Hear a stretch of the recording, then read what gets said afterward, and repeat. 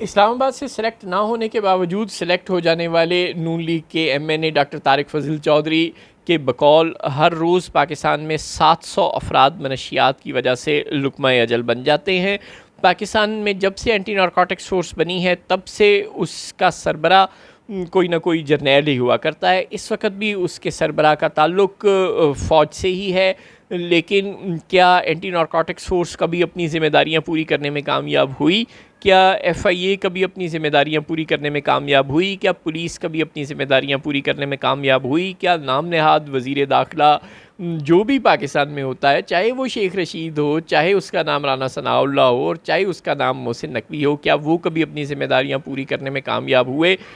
پاکستان میں بارڈر سے منشیات اگر سمگل ہو کر آتی ہے تو کیا اس کو روکنا کس کا کام ہے؟ کیا فوج یا پیراملٹری فورسز جن کا یہ کام ہے کہ وہ پاکستان میں منشیات نہ آنے دیں، کیا وہ اپنی اس ذمہ داری کو پوری کرنے میں کامیاب ہوئے؟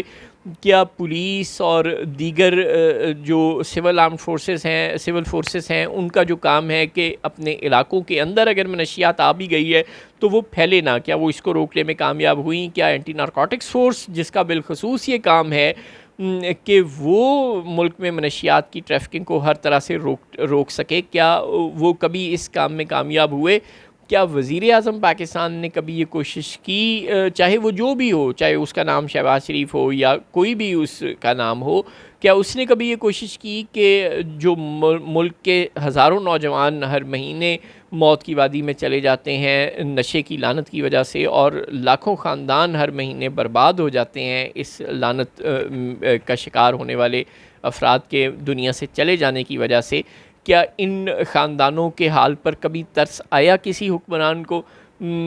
ظاہر ہے کبھی نہیں آیا، کیونکہ وہ اپنے مفادات کو تحفظ دینے کے لیے آتے ہیں۔ پاکستانی عوام کے مفادات کو پروٹیکٹ کرنا اور مسائل کو حل کرنا شاید ان کی ترجیحات میں کبھی شامل ہی نہیں رہا۔ اب طارق فضل چودھری صاحب جو ہمیں بتا رہے ہیں کہ ملک کو کے لیے معیشت کی زبوں حالی اور دہشت گردی بڑے خطرات نہیں ہیں، بلکہ منشیات دہشت گردی اور معیشت کی زبوں حالی سے زیادہ بڑے خطرات ہیں۔ تو طارق فضل چودھری صاحب ہمیں نہ بتائیں، آپ حکومت میں ہیں، ہمیں اس خطرے سے نمٹ کے دکھائیں، یا ریزائن کر کے گھر چلے جائیں۔ کبھی تو کوئی تو آدمی گریس کا مظاہرہ کرے اور شرم کا مظاہرہ کرے اور تسلیم کرے کہ وہ اور اس کی جماعت اور اس کی حکومت عوام کے حقوق ادا کرنے میں ناکام رہی ہے، اور وہ ریزائن کر کے گھر چلا جائے۔ کوئی ایک مثال تو پاکستان میں ایسی ہو، یا آپ عوام کے مسائل حل کر کے دکھائیں، یا آپ طارق فضل چودھری صاحب اسمبلی کے مبینہ طور پر ممبر تو ہیں نا، اسمبلی کے فلور پر جائیں اور سوال کریں اپنے وزیر داخلہ محسن نقوی سے کہ وہ کیوں منشیات کی سمگلنگ کو اور منشیات کی پورے ملک میں پھیلاؤ کو روکنے میں ناکام رہ رہے ہیں۔